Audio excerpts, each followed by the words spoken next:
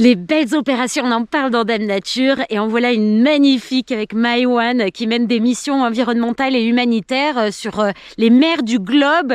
Et Marion est en face de moi pour en parler. Salut Marion. Bonjour Jessica. C'est qui Maïwenn? Maïwenn, c'est une association qui travaille essentiellement en développement durable et c'est aussi le nom d'un bateau. On se sert d'une aventure sportive à bord d'un voilier qui fait le tour du monde pour mener à bien nos actions. Jusqu'à présent, il y a à peu près je dirais plus de 70 sportifs de haut niveau qui sont venus. En général, ces sportifs, ils viennent pour une période de 3 à 6 semaines. On forme des équipages de 4 à 5 personnes, tous avec des compétences complémentaires. Et on va demander aux sportifs qui viennent à bord, premièrement, d'avoir un temps de navigation avec nous. Pour nous, c'est hyper important parce que c'est comme ça que tu vas aller découvrir le climat, t'immerger dans le milieu naturel, dans le sauvage des éléments. Ensuite, il y a un temps qui est dédié à une réalisation sportive et puis on leur demande de s'engager avec nous 2 à 3 semaines, soit pour un projet d'éducation, de protection de l'enfance, soit pour un projet de sensibilisation environnementale. Alors au niveau de la prévention, on s'adresse plutôt aux 7-13 ans. Nos temps d'intervention, ils sont toujours définis en 3 phases. On a tout le temps le temps de l'émerveillement qui est super important pour avoir cette pulsion, cette envie de passer à l'action.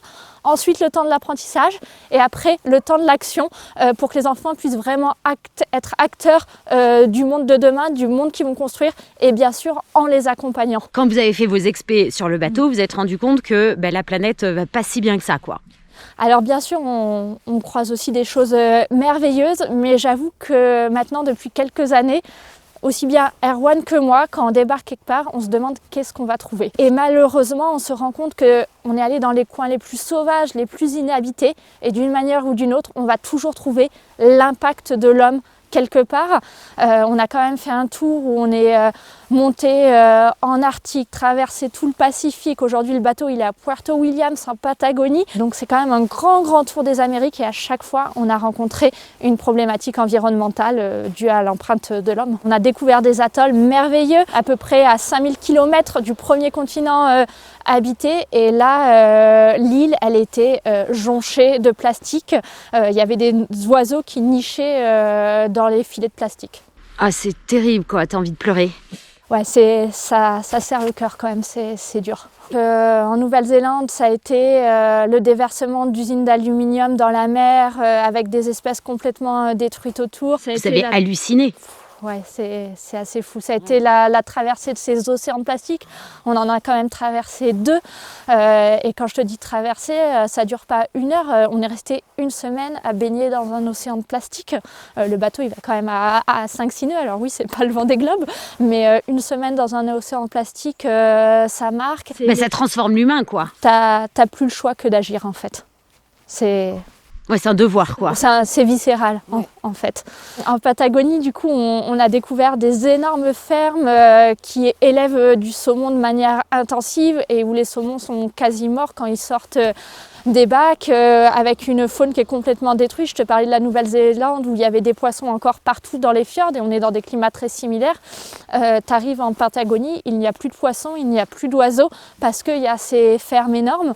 Donc voilà, ça c'est vraiment des exemples qui marquent et qui prennent au corps, au cœur. Alors du coup, là, ce confinement, tout ce Covid, toutes ces histoires, vous êtes coincés, le bateau ne peut pas naviguer, mais vous rebondissez.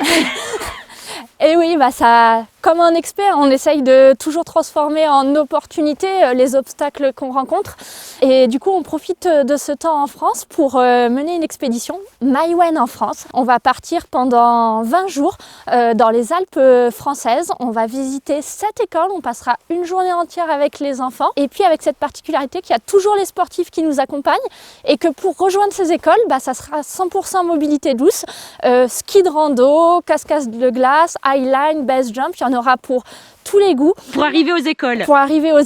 Et c'est aussi une super opportunité de redécouvrir notre territoire, de redécouvrir d'anciens chemins qu'on prenait, les hommes, mais aussi les animaux, la nature. On va devoir par exemple traverser l'Arve. Ça, je pense que ça va être une expé fantastique qu'on a tendance à oublier maintenant qu'il y a un peu des routes de partout. On essaye en effet de semer ses graines, d'accompagner ses enfants et c'est vrai que pour nous, c'est vraiment notre source d'espoir. C'est ce qui nous pousse tous les jours à continuer à aller de l'avant.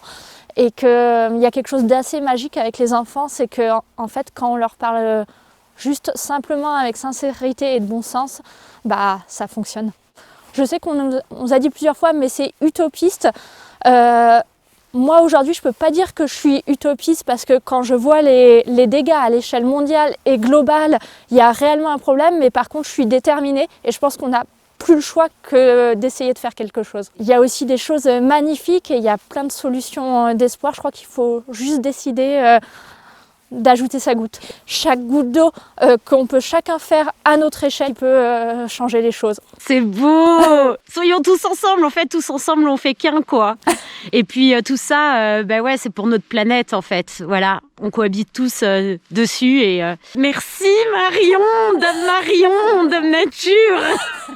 Là vraiment t'y es dans la nature et merci pour tout ce que tu fais avec tout l'équipage. Merci Jessica. Salut.